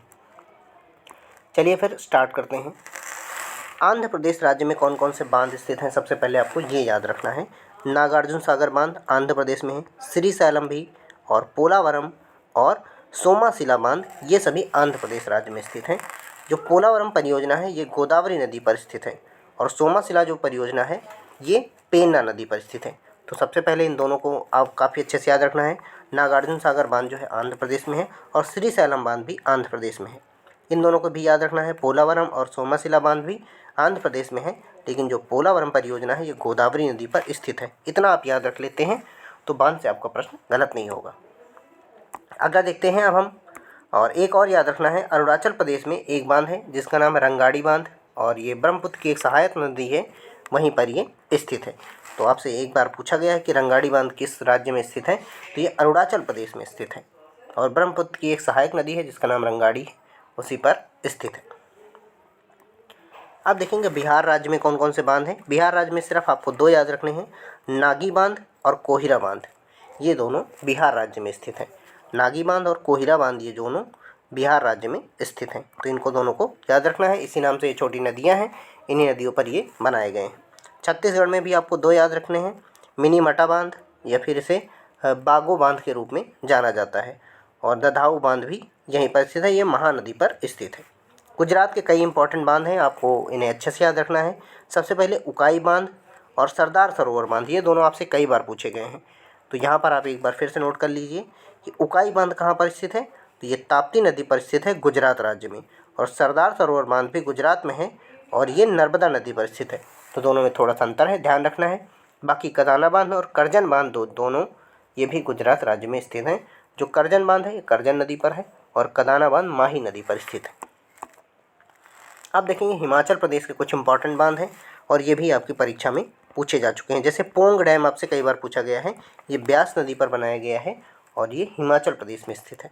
भाखड़ा बांध ये सतलुज नदी पर स्थित है। भाखड़ा और नांगल दो अलग अलग बांध हैं, इस चीज़ को आपको ध्यान रखना है। जो भाखड़ा बांध है वो हिमाचल प्रदेश में स्थित है, जबकि जो नांगल डैम है वो पंजाब राज्य में स्थित है। तो इन दोनों को भी आपको याद रखना है कि जो पोंग डैम है ये हिमाचल प्रदेश में ब्यास नदी पर बनाया गया है। भाखड़ा बांध जो है ये सतलुज नदी पर बनाया गया है और ये हिमाचल प्रदेश में स्थित है। बाकी दो जो नाथपा झाकरी बांध है ये भी आपसे पूछा गया है, ये सतलुज नदी पर बनाया गया है। ये आपसे पूछा गया था नाथपा झाकरी जो जल विद्युत परियोजना है ये किस नदी पर बनाई गई है, तो ये सतलुज नदी पर बनाई गई है। इसको सही कर लीजिएगा, सतलुज लिखा हुआ है, सतलुज नदी पर बनाया गया है, तो इसको आपको याद रखना है। नाथपा झाकरी परियोजना सतलुज नदी पर बनाई गई है। कोल डैम ये भी हिमाचल प्रदेश में है। चमेरा बांध भी हिमाचल प्रदेश में है। चमेरा बांध रावी नदी पर स्थित है। एक बार पुनः इनको याद करिएगा, पोंग डैम हिमाचल प्रदेश में, भाखड़ा बांध भी हिमाचल प्रदेश और नाथपा झाकरी भी हिमाचल प्रदेश में। ये इतने इंपॉर्टेंट है। पोंग डैम ब्यास नदी पर है, भाखड़ा बांध सतलुज नदी पर है और जो है नाथपा झाकरी भी सतलुज नदी पर स्थित है और चमेरा बांध रावी नदी पर स्थित है। तो ये प्रमुख बांध थे, इनको आपको ध्यान रखना है। अगला स्टेट है जम्मू कश्मीर। जम्मू कश्मीर में जो प्रमुख बांध है उन्हें देख लेते हैं। सबसे पहले बगलिहार परियोजना कई बार पूछी गई, सलाल परियोजना, उरी परियोजना और किशनगंगा बांध, ये सभी जम्मू कश्मीर राज्य से पूछे गए हैं। तो याद रखना है बगलिहार जो बांध है ये चिनाब नदी पर बनाया गया है। मुख्यतः ये नदियों के नाम पूछ लेते हैं कि जो बगलिहार परियोजना है या बगलिहार बांध है ये किस नदी पर बनाया गया है, तो इसका सही उत्तर होगा चिनाब रिवर पर बनाया गया है। जो सलाल परियोजना है ये भी चिनाब नदी पर बनाई गई है। उरी परियोजना की बात करें तो ये झेलम नदी पर बनाई गई है और जो किशनगंगा बांध है ये किशनगंगा नदी पर बनाई गई है। तो इतना आपको याद रखना है। यहाँ से जम्मू कश्मीर की ये प्रमुख जो है परियोजनाएं हैं और ये बांध भी हैं, तो ध्यान रखना है। बगलिहार परियोजना चिनाब नदी, सलाल परियोजना भी चिनाब नदी पर है और उरी बांध झेलम नदी पर है। उरी आपसे पिछली बार पूछा गया था, तो याद रखना है उरी बांध जो है ये झेलम नदी पर जम्मू कश्मीर में स्थित है। और किशनगंगा बांध किशनगंगा नदी पर स्थित है और ये जम्मू कश्मीर राज्य में स्थित है। झारखंड में केवल आपको 2 बांध याद रखने हैं, पंचेत बांध और मैथन बांध। पंचेत बांध कहाँ पर बनाया गया है? ये दामोदर नदी पर बनाया गया है। दामोदर की एक सहायक नदी है बराकर नदी, यहाँ पर मैथन बांध बनाया गया है। तो इन दोनों को भी आपको याद रखना है। और यहीं पर एक बांध और है जिसे बोलते हैं कोनार बांध। तो कोनार बांध भी आपको याद रखना है, ये भी झारखंड राज्य में स्थित है। तो यहाँ पे पंचेत बांध, मैथन बांध और कोनार बांध ये प्रमुख बांध हैं झारखंड राज्य के। जो पंचेत बांध है ये दामोदर नदी पर बनाया गया है, याद रखना है आपको। मैथन बांध बराकर नदी पर बनाया गया है और कोनार बांध एक जो है दामोदर की छोटी सहायक नदी है कोनार, उसी पर बनाया गया है। अब हम देखते हैं कर्नाटक राज्य के प्रमुख बांध। कर्नाटक राज्य में कृष्णराज सागर बांध है, ये आपसे कई बार पूछा गया और ये कावेरी नदी पर बनाया गया है। ध्यान रखना है आपको, हेमवती, काबिनी और तुंगभद्रा आपको याद रखना है। तुंगभद्रा नदी पर बनाया गया है और ये कर्नाटक राज्य का बांध है, तो इसे याद रखना है। तो कर्नाटक से 2 आपको बांध याद रख लेने हैं। कृष्णराज सागर बांध ये कावेरी नदी पर बनाया गया है और कर्नाटक राज्य में है। तुंगभद्रा जो बांध है ये तुंगभद्रा नदी पर ही बनाया गया है और कर्नाटक राज्य में है। तो ये आपसे कई बार पूछा गया है कि जो तुंगभद्रा बांध है ये किस राज्य में स्थित है? तो इसका सही उत्तर होगा कर्नाटक राज्य में। अब हम केरल के कुछ प्रमुख बांध देख लेते हैं।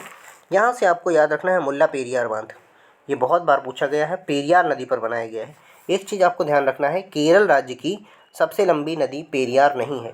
ये पिछली बार आपके एग्ज़ाम में आया हुआ था कि जो है सबसे लंबी नदी कौन सी है, तो पेरियार नहीं है, क्योंकि आप पेरियार के बारे में अधिक पढ़ते हैं, तो ये गलत आंसर होगा, ध्यान रखना है। इडुक्की जो बांध है ये पेरियार नदी पर ही बनाया गया है। तो ये दोनों आपसे पूछे गए हैं, मुल्ला पेरियार बांध ये भी केरल में है और इडुक्की बांध भी केरल में है। कुछ अन्य बांध हैं, इनका नाम भी आपको याद रखना है कि कक्की बांध कहाँ पर स्थित है? केरल में है और चेरुथोनी बांध भी केरल राज्य में स्थित है। बाकी मुल्ला पेरियार और इडुक्की को भी आपको अच्छे से याद रखना है और ये दोनों पेरियार नदी पर बनाए गए हैं, केरल राज्य में स्थित है।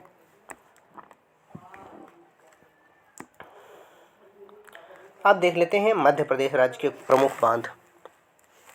यहाँ से आपको याद रखना है गांधी सागर बांध, इंदिरा सागर बांध, ओमकारेश्वर परियोजना और तवा परियोजना। ध्यान से समझिएगा, बाण सागर बांध अगर आपसे पूछा जाए ये सन नदी पर बनाया गया है और कहाँ पर है? मध्य प्रदेश में। इंदिरा गांधी सागर बांध चंबल नदी पर बनाया गया है, ये भी मध्य प्रदेश में है। और इंदिरा सागर बांध नर्मदा नदी पर बनाया गया है। और ओमकारेश्वर परियोजना आपसे कई बार पूछी गई है, ये भी नर्मदा नदी पर बनाई गई है। तो एक बार फिर से देख लीजिए, जो ओमकारेश्वर परियोजना है ये नर्मदा नदी पर है और साथ में जो है इंदिरा सागर बांध भी नर्मदा नदी पर है और ये दोनों मध्य प्रदेश राज्य में स्थित हैं। गांधी सागर बांध चंबल नदी पर बनाया गया है, तो इसे भी आपको याद रखना है। राजस्थान में है जवाहर सागर बांध, ये आपसे कई बार पूछा गया है। अब हम देखेंगे महाराष्ट्र राज्य में प्रमुख जो बांध हैं। सबसे पहले यहाँ से कोयना बांध पूछा गया है।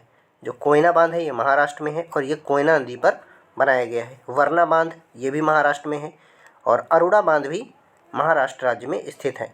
तो उज्जैनी बांध भी महाराष्ट्र में है, तो इन सभी को याद रखना है। और वर्धा बांध आपसे कई बार पूछा गया है, तो ये प्रमुख बांध हैं। एक बार फिर से देख लीजिए, कोयना बांध कोयना नदी पर बनाया गया है, महाराष्ट्र में है। वरना बांध वरना नदी पर है और उज्जैनी बांध आपसे एक बार पूछा गया है, इसमें ये भीमा नदी पर स्थित है। और उसके बाद अरुणा बांध जो है ये अरुणा नदी पर स्थित है, महाराष्ट्र में है। और वर्धा बांध की बात करें अगर, तो वर्धा बांध महाराष्ट्र में स्थित है और ये वर्धा नदी पर बनाया गया है। तो ये प्रमुख बांध महाराष्ट्र राज्य से थे। उड़ीसा राज्य की अगर हम बात करें तो उड़ीसा राज्य से कुछ प्रमुख बांध हैं, इनको याद रखना है। जैसे हीराकुंड बांध, हीराकुंड बांध महानदी पर बनाया गया है और सबसे लंबा बांध है, तो याद रखना है ये कहाँ पर है? तो ये उड़ीसा राज्य में स्थित है हीराकुंड बांध। और अगला बांध अगर आपसे पूछा गया है तो रेंगाड़ी बांध, ये ब्राह्मणी नदी पर बनाया गया है और ये भी उड़ीसा राज्य में है। और हल्दिया बांध भी हल्दिया नदी पर बनाया गया है, उड़ीसा राज्य में स्थित है। तो ये प्रमुख बांध है। इंद्रावती अगर आपसे पूछा जाए तो इंद्रावती नदी पर बनाया गया है, उड़ीसा में स्थित है। तो ये प्रमुख बांध उड़ीसा से थे। अब हम देखेंगे सिक्किम में एक बांध है जिसको आपको याद रखना है, रंजीत थर्ड बांध, और ये रंजीती नदी पर बनाया गया है। तमिलनाडु से आपको याद रखना है, मेट्टूर बांध तमिलनाडु में बनाया गया है। तो काफ़ी इम्पोर्टेंट है। भवानी बांध तमिलनाडु में है और पिल्लूर बांध भी तमिलनाडु में स्थित है, लेकिन मैट्टूर बांध कई बार पूछा गया है और ये कावेरी नदी पर स्थित है। तेलंगाना काफ़ी इम्पोर्टेंट राज्य है। यहाँ से 2 बांध आपको काफ़ी अच्छे से याद रखने हैं। सबसे पहले आपको याद रखना है नागार्जुन सागर बांध, ये कृष्णा नदी पर बनाया गया है, और दूसरा है श्रीशैलम बांध, ये भी कृष्णा नदी पर बनाया गया है। तो तेलंगाना की 2 सबसे प्रसिद्ध जो है बांध हैं, सबसे पहला है नागार्जुन सागर बांध और दूसरा है श्रीशैलम बांध। तो इन दोनों को आपको काफ़ी अच्छे से याद रखना है और ये दोनों कृष्णा नदी पर बनाए गए हैं। इनका जो कुछ भाग है आंध्र प्रदेश में आता है और कुछ भाग तेलंगाना राज्य के अंतर्गत आता है। तो यहाँ पर आप देख सकते हैं तेलंगाना में नागार्जुन सागर बांध, श्रीशैलम बांध। और मूसी अगर परियोजना आपसे पूछी जाए तो ये मूसी नदी पर बनाई गई है और ये पूरी तरह से तेलंगाना में है, तो इसे भी आपको ध्यान रखना है। श्रीशैलम बांध ये कृष्णा नदी पर बनाई गई है और नागार्जुन सागर भी कृष्णा नदी पर बनाया गया है। अब हम देखते हैं उत्तराखंड की प्रमुख परियोजनाएं। उत्तराखंड में सबसे पहले लखवार बांध आपसे पूछा गया है। लखवार बांध जो है यमुना नदी पर बनाया गया है और उत्तराखंड में स्थित है। रामगंगा बांध ये रामगंगा नदी पर बनाया गया है और ये भी उत्तराखंड में। टिहरी बांध आपसे कई बार पूछा गया है, सबसे ऊंचाई पर स्थित बांध है, तो याद रखना है ये भागीरथी नदी पर बनाया गया है। और टिहरी बांध अगर आपसे पूछा जाए कहाँ पर है, तो टिहरी बांध जो है उत्तराखंड में स्थित है। तो यहाँ से आपको टिहरी बांध याद रखना है, लखवार बांध याद रखना है और रामगंगा बांध याद रखना है। कोटेश्वर बांध भी भागीरथी नदी पर ही बनाया गया है। उत्तर प्रदेश में आपको एक बांध याद रखना है, रिहंद डैम। रिहंद डैम रिहंद नदी पर बनाया गया है। तो ये कुछ प्रमुख बांध थे। यदि बांध से आपको कोई क्वेरी है तो आप हमें कमेंट करके बता सकते हैं। आप कमेंट करिए और बताइए यदि आपको कोई क्वेरी है तो। होप करते हैं आपने यहाँ तक वीडियो को काफ़ी अच्छे से एंजॉय किया होगा और आपको वीडियो पसंद भी आई होगी, क्योंकि हमने इतना कंटेंट आप सभी के लिए इकट्ठा किया है। आप ऐसी वीडियो यूट्यूब पे आपको बहुत ही कम मिलेंगी, जिसमें हमने आपके बहुत सारे टॉपिक कवर कर दिए हैं। लोक नृत्य आपका कवर कर दिया गया है, शास्त्रीय नृत्य कवर कर दिया गया है। जितने भी लोक नृत्य हैं, शास्त्रीय नृत्य हैं, जितने भी नेशनल पार्क हैं, उन सभी को हमने इस वीडियो में कवर किया। उसके बाद जो है प्रमुख दिवस, जितने भी आपके यहाँ दिवस मनाए जाते हैं, प्रमुख दिवस आप सभी के कवर हो गए हैं। और इसके बाद बहुत इंपॉर्टेंट टॉपिक है, जितने भारतीय स्टेडियम हैं उन सभी को हमने इस वीडियो में कवर किया। और जितने प्रमुख हवाई अड्डे हैं, चाहे वो नेशनल हो चाहे इंटरनेशनल हो, जो आपकी परीक्षा के लिहाज से पूछे जाते हैं, उन सभी को इस वीडियो में कवर कर दिया गया है। उसके बाद जितने भी बांध हैं, जितने प्रमुख मंदिर हैं, मंदिरों से कई बार आपके यहाँ प्रश्न पूछे जाते हैं कि ये मंदिर कहाँ पर स्थित है, साथ में किस नदी के तट पर स्थित है, तो इन सभी चीज़ों को भी हमने इस वीडियो में कवर कर दिया है। अब हम देखेंगे कुछ खेल हैं, उनसे जुड़ी हुई कुछ ट्रॉफियाँ हैं। जैसे क्रिकेट से जुड़ी हुई कौन कौन सी ट्रॉफ़ी हैं, आपसे पूछ लिया जाता है ईरानी ट्रॉफ़ी का संबंध किस गेम से है। तो इन सभी ट्रॉफ़ी को आप बहुत ही कम समय में आप देख सकते हैं। तो चलिए फिर देखते हैं। अगर आपसे बात की जाए क्रिकेट से, तो क्रिकेट में कौन कौन सी प्रमुख ट्रॉफ़ी होती हैं, तो उन्हें देखते हैं। सबसे पहले याद रखना आपको देवधर ट्रॉफ़ी का संबंध किससे है, तो क्रिकेट से है। देवधर ट्रॉफ़ी जो है उसका संबंध किससे है, तो क्रिकेट से है। दिलीप ट्रॉफ़ी का संबंध क्रिकेट से है। और गावस्कर बॉर्डर ट्रॉफ़ी जो होती है, ये भी क्रिकेट से संबंधित है, तो इसे आपको याद रखना है। ईरानी ट्रॉफ़ी ये भी क्रिकेट से संबंधित है। और रणजी ट्रॉफ़ी आपको पता होगा, रणजी ट्रॉफ़ी किससे संबंधित है, क्रिकेट से संबंधित है। तो ये कुछ प्रमुख ट्रॉफ़ियाँ हैं जो आपके यहाँ पूछी जाती हैं। एक बार फिर से आप हमारे साथ रिवाइज कर सकते हैं। सबसे पहले नायडू ट्रॉफ़ी याद रखना है, देवधर ट्रॉफ़ी याद रखना है, दिलीप ट्रॉफ़ी याद रखना है और गावस्कर बॉर्डर ट्रॉफ़ी याद रखना है। और इसके बाद आपको याद रखना है आईसीसी के बहुत सारे टूर्नामेंट होते हैं जिन्हें आपको पता है, लेकिन आपको रणजी ट्रॉफ़ी याद रखना है। और ये प्रमुख ट्रॉफ़ी हैं जो क्रिकेट में होती हैं। आपसे एक बार ये भी पूछा गया है कि जो एसेस कप है ये किस खेल में होता है, तो ये क्रिकेट के खेल से जुड़ाव रखता है। इसके बाद अगर हम बात करें हॉकी की, तो हॉकी में सरजाह कप आपको याद रखना है, सरजाह कप होता है। और इसमें होता है टाइटन कप, याद रखना है आपको। और Vijay Merchant trophy, Wisden trophy और विल्स ट्रॉफ़ी, ये सभी क्रिकेट की, माफ़ कीजिएगा, ये हॉकी की प्रमुख ट्रॉफ़ियाँ हैं। फुटबॉल की अगर हम बात करें तो फुटबॉल में सुल्तान अजलन शाह कप बहुत इम्पॉर्टेंट है। सुल्तान अजलन शाह कप होता है, आगा खान कप होता है, महारानी जो है रणजीत सिंह ट्रॉफ़ी होती है और संतोष ट्रॉफ़ी होती है। तो ये प्रमुख ट्रॉफ़ी हैं फुटबॉल की, तो याद रखना है आपको। बैडमिंटन में मेजर ध्यानचंद ट्रॉफ़ी होती है, नेहरू ट्रॉफ़ी होती है, सिंधिया गोल्ड ये पूछा गया है, जो सिंधिया गोल्ड है ये बैडमिंटन में होता है। और मरगुप्पा गोल्ड कप ये भी होता है बैडमिंटन में। वेलिंगटन कप कई बार पूछा गया है, तो ये भी बैडमिंटन का एक कप है। टेबल टेनिस में रोवर्स कप होता है, याद रखना है आपको।